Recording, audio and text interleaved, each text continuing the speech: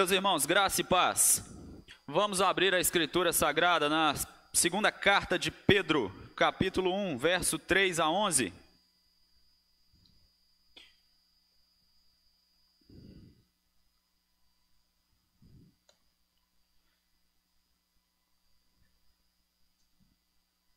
Eu farei a leitura do verso 3 e depois, à medida que nós formos expondo a palavra, nós vamos lendo. Então eu peço que mantenha a sua Bíblia aberta para ganharmos tempo. No verso 3, a palavra do Senhor diz assim: visto como, pelo seu divino poder, nos têm sido doadas todas as coisas que conduzem à vida e à piedade, pelo conhecimento completo daquele que nos chamou para a sua própria glória e virtude. Vamos orar mais uma vez. Pai Santo, te damos graças, porque o Senhor é bom, o Senhor é o nosso pastor, como acabamos de cantar aqui. Que o Senhor conduza o teu rebanho mais uma vez ao ouvir a tua voz, por meio da exposição da tua palavra. Que, ó Deus, essa palavra, essa verdade única, encontre lugar no nosso coração nessa manhã. No nome de Jesus que nós oramos. Amém. Meus irmãos, Pedro está escrevendo para uma igreja relativamente madura na fé. Irmãos da dispersão, que já sofreram um pouco por causa de Cristo, sabem o que é padecer. E Pedro deixa bem claro para essa igreja que a vida cristã não é estática, ela tem progresso, ela tem uma caminhada. E aquela igreja deveria considerar tudo aquilo que Deus tinha dado a eles, tudo aquilo que eles deveriam cultivar na jornada da vida cristã, e tudo que eles deveriam frutificar como povo de Deus. É disso que ele está tratando do verso 3 até o verso 11. E no meio dessa passagem, ou mais para o final, aliás, no verso 10, nós temos o coração dessa passagem.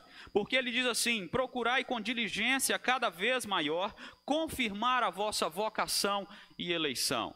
Nada mais é do que confirmar que você é crente, que você é cristão. Deus te elegeu desde a eternidade e com a sua vocação eficaz, com o seu chamado irresistível pelo Evangelho, Ele te salvou, e você deve demonstrar com a sua vida que você de fato é um cristão, é um eleito, é um chamado pelo Senhor.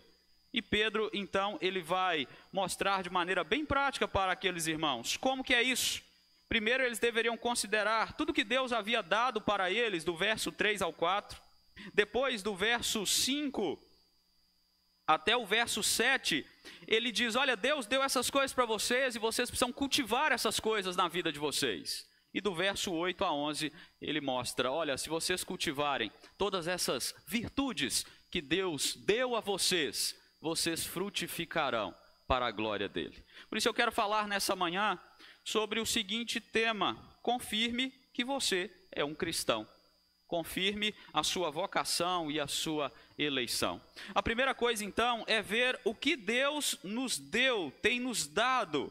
Isso está no verso 3 que nós acabamos de ler, e no verso 4 também. O verso 4 diz assim: pelas quais nos têm sido doadas as suas preciosas e muito grandes promessas, para que por elas vos torneis co-participantes da natureza divina, livrando-vos da corrupção das paixões que há no mundo. Pedro ele é muito didático. Ele começa mostrando aos irmãos: olha, Deus deu essas coisas aqui para vocês, está vendo? Ele lhes deu tudo isso na salvação de vocês. Ele salvou vocês e ele deu essas coisas para que vocês vivam de acordo com elas. Só que primeiro, ele mostra para os irmãos que eles deveriam tomar conhecimento daquilo que Deus havia lhes dado. Ele já tinha falado no verso 1 que Deus havia dado a fé aos seus discípulos da dispersão. E agora ele continua dizendo: todas as coisas Deus deu para vocês. Ou seja, Deus não omitiu nada que ele pudesse dar a vocês para que vocês caminhassem nessa vida como crentes nele, para que vocês desenvolvessem esta caminhada de vida, uma vida que é eterna. E uma vida que envolve piedade também, é o que ele diz no verso 3. E essa piedade, ela tem a ver com um modo de vida que agrada a Deus, um modo de vida que é piedoso, que honra ao Senhor, que ama ao Senhor, que busca servir ao Senhor. Então é uma vida eterna que já começa aqui, mas que ela caminha em piedade. Então no verso 4, ele vai dizer que esta vida eterna que você já tem como cristão e deve ser vivida de maneira piedosa, ela envolve promessas. Ele fala que foi doadas as suas preciosas e muito grandes promessas. Pedro ele está destacando aqui que essas promessas, elas são preciosas, porque elas vêm do Senhor, elas vêm do Senhor.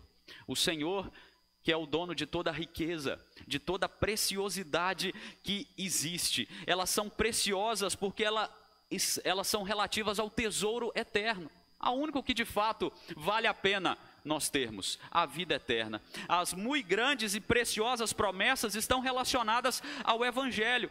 Há um Evangelho que se cumpre na pessoa de Cristo Jesus. E Ele traz todas essas bênçãos para a vida da igreja, para que a igreja viva dessa maneira.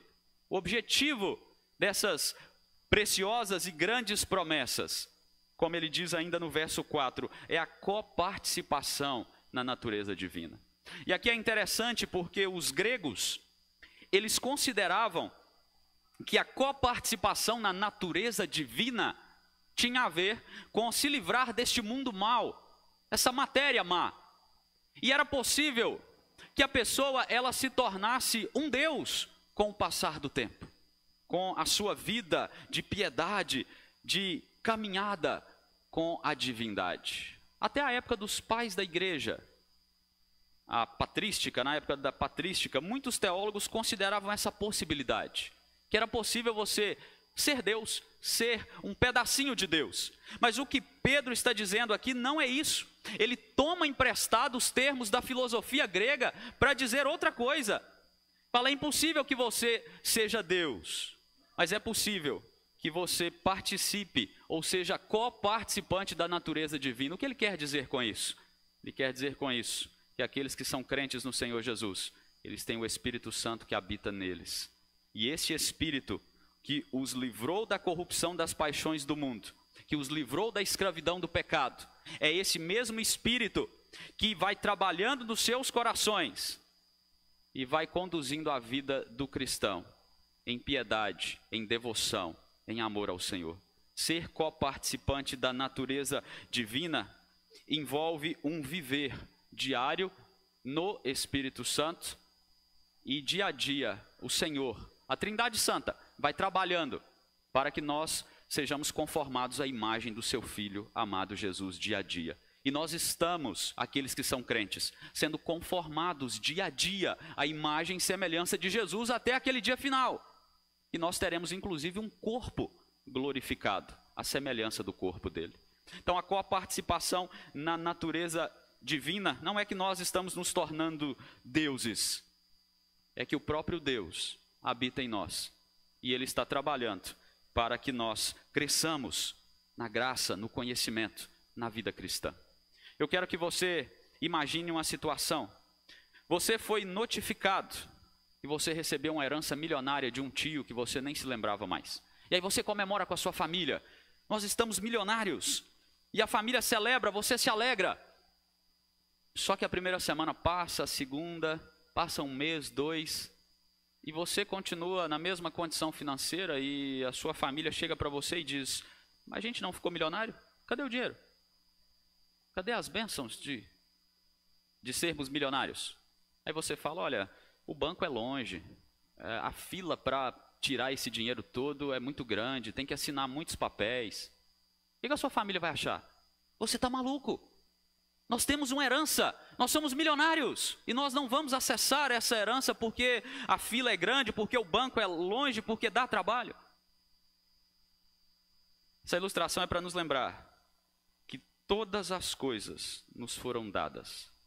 São muito grandes e preciosas promessas, que muitas vezes nós não acessamos como crentes, porque nós achamos que está longe demais de nós esses tesouros. Às vezes nós vivemos, irmãos, com muito menos do que nós poderíamos viver como crentes no Senhor Jesus.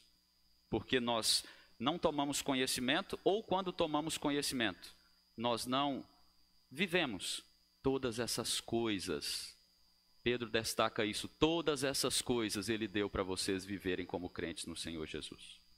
Nós precisamos considerar isso, porque Deus graciosamente nos deu essas coisas para vivermos em piedade, em virtude e viver essa vida eterna para Ele aqui e agora. Nós não podemos perder de vista essa herança, essa preciosidade, esse tesouro inigualável que todo cristão tem na pessoa de Jesus Cristo. Deus é gracioso para conosco.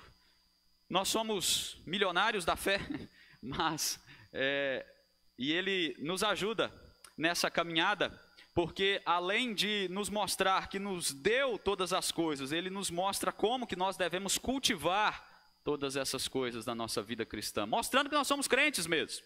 E é o que Ele vai falar do verso 5 ao 7, Ele mostra como que nós devemos progredir na fé.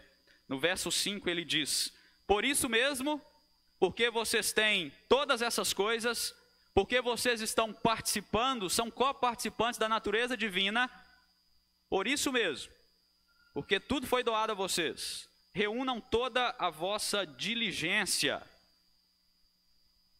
reúnam todo o seu zelo, toda a sua aplicação, todo o seu ânimo, toda a sua prontidão.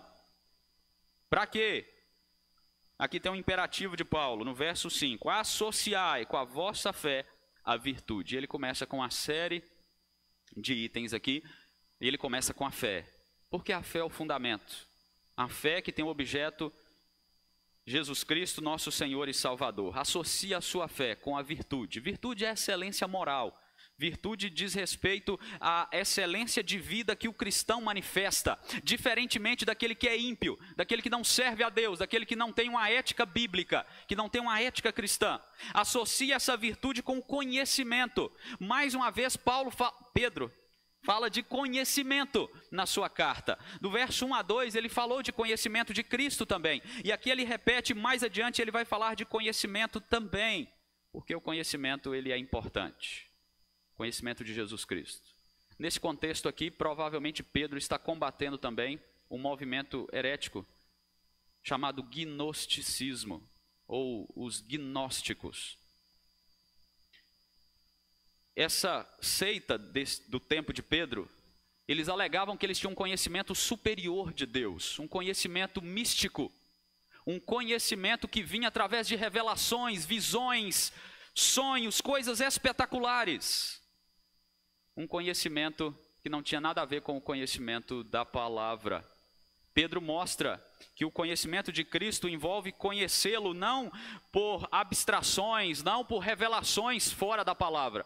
Pelo contrário, como o autor de Hebreus disse no capítulo 1, do verso 1, havendo Deus outrora falado de muitas vezes, de muitas maneiras aos pais, pelos profetas, nesses últimos dias nos falou pelo Filho. É por isso que o conhecimento de Cristo envolve a palavra escrita. Que é dessa maneira que o Senhor se revela a nós, desde os tempos de Pedro até o nosso tempo. E este conhecimento, ele envolve conhecer Cristo por meio da revelação máxima, que é a sua palavra dada a nós. E aí ele continua, ele diz, conheçam, associe o conhecimento, verso 6, com o conhecimento o domínio próprio. Domínio próprio, o controle de si mesmo. Aquele que é habitado pelo Espírito Santo, ele tem controle, ele se contém. Ele leva tudo cativo a Cristo Jesus. Não só na área sexual, tá? O domínio próprio não é só referente à área sexual. É também, mas é mais do que isso. Todas as áreas da vida levadas cativas a Cristo Jesus. Domínio próprio com a perseverança. Isso era muito importante, era uma igreja perseguida. Perseverar era fundamental, mas lógico que não somente para eles, né, todos nós devemos perseverar, devemos prosseguir inabaláveis. Eu quero ilustrar a perseverança aqui, lembrando a vocês do filme do Titanic. Não tem aquele pessoal do violino lá? Tá afundando, o Davi estaria lá, né, se fosse ele, no violino, e o navio está afundando, aqueles caras estão tocando. Inabaláveis. Quando você que faz faculdade está no final do semestre, o mundo está caindo, né? Quem estuda aí sabe, mas você segue inabalável. Vou acabar o semestre, vou terminar a faculdade. Perseverança se assemelha a isso.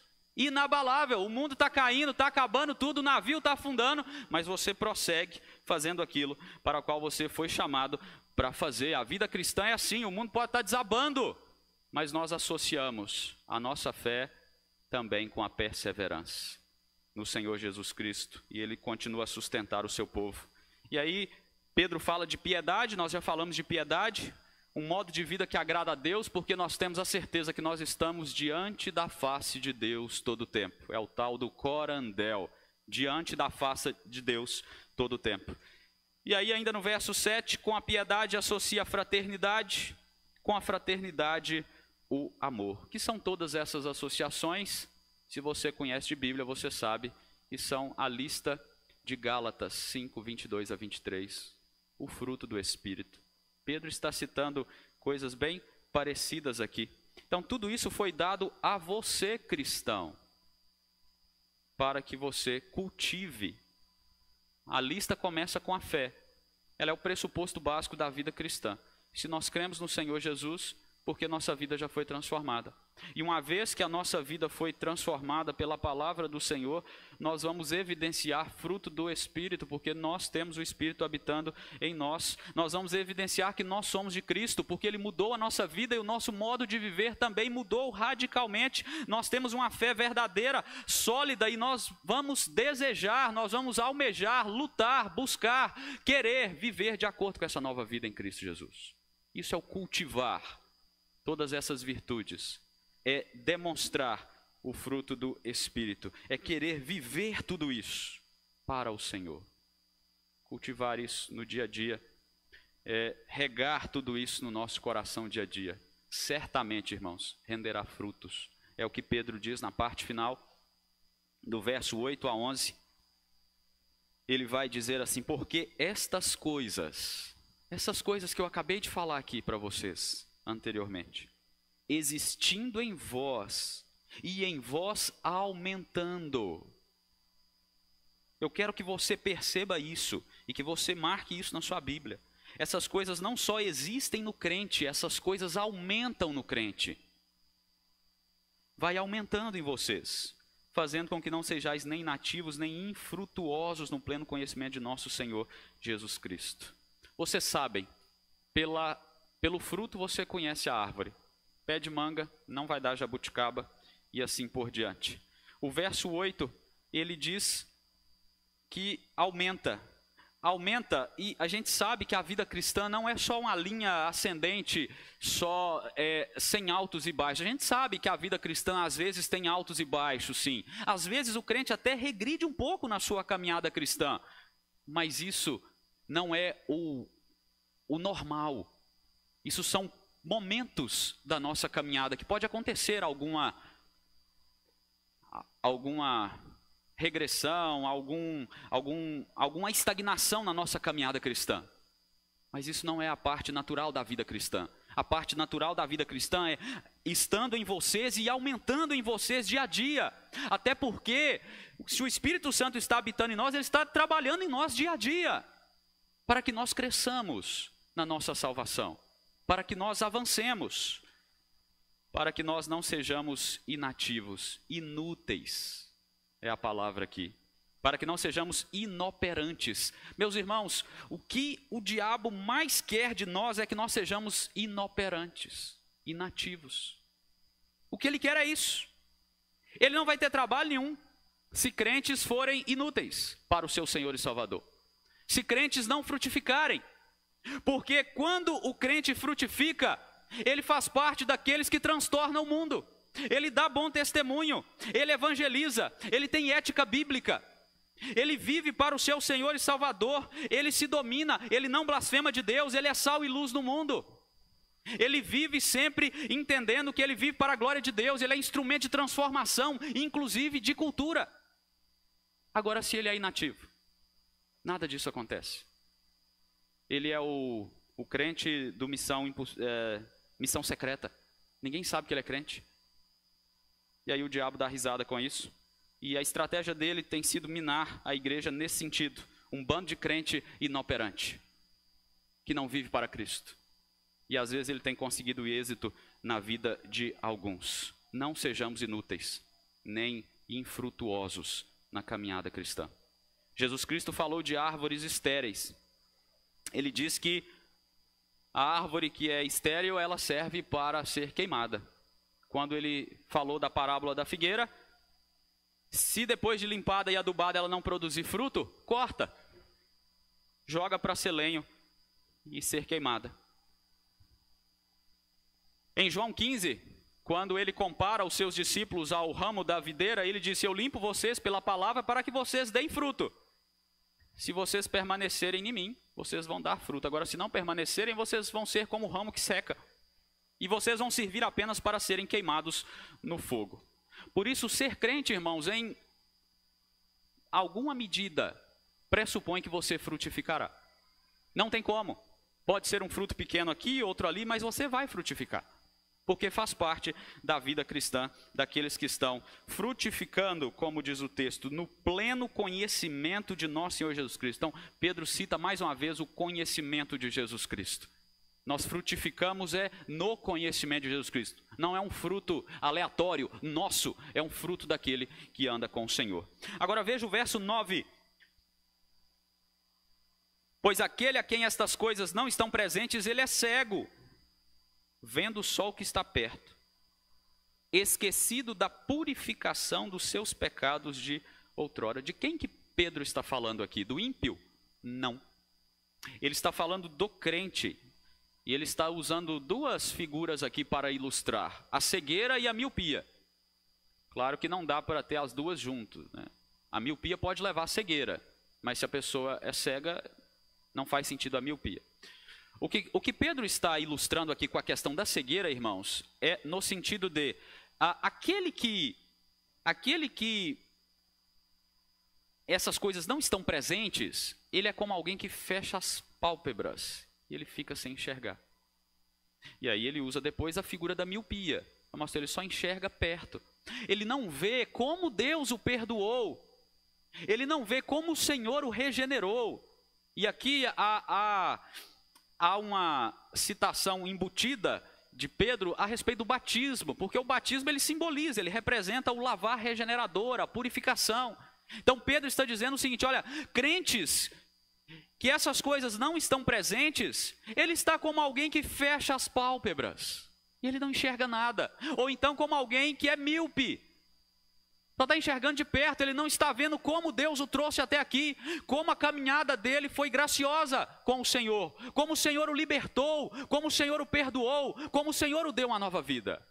Ele só está olhando para o que está à frente, diante dos seus olhos. Por quê? Porque é uma vida que a pessoa não está cultivando essas virtudes. A pessoa não está entendendo o que ele tem na sua salvação, que Deus deu para ele, graciosamente.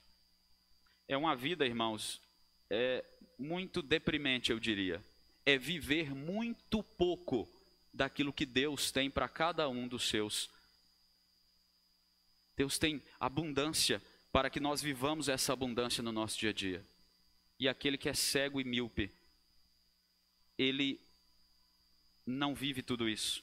É por isso que no verso 10, o coração deste texto, ele diz: por isso, irmãos, procurai, por isso, para que vocês não fiquem cegos, nem míopes, diante de tudo que Deus tem dado a vocês, e da maneira que vocês devem viver. Por isso mesmo, procurai com diligência, cada vez maior. Então eu sei que vocês estão diligentemente, com zelo, com apreço, buscando confirmar que vocês são crentes, vivendo para o Senhor. Mas façam isso mais ainda, cada vez maior. Isso pressupõe, irmãos, que nós nunca devemos estar satisfeitos no momento em que nós estamos na nossa caminhada com o Senhor. Nós sempre podemos avançar mais.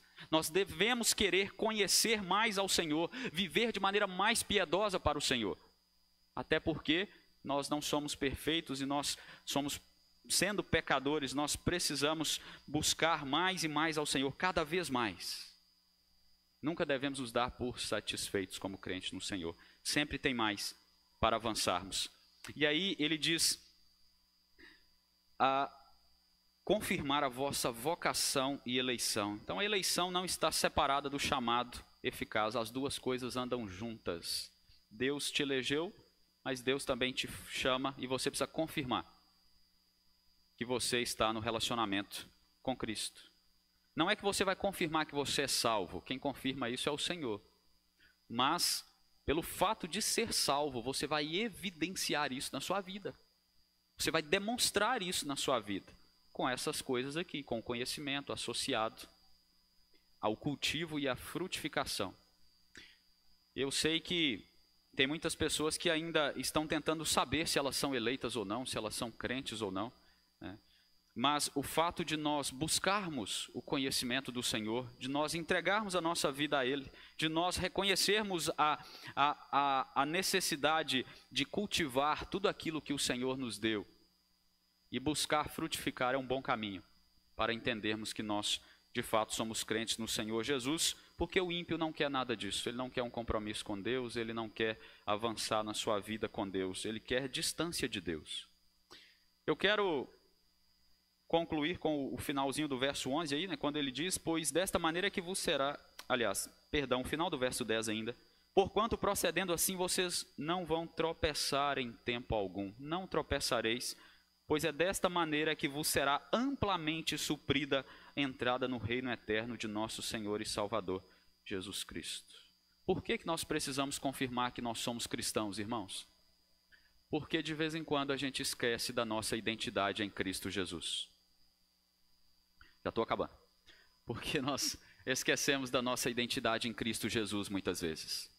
Porque nós perdemos de vista que nós somos crentes no Senhor. Então nós precisamos pensar nisso. Se Deus te salvou, Ele te deu todas as coisas necessárias para que você viva para Ele. Que a graça dele te fortaleça e você cresça como um discípulo de Jesus Cristo. Amém.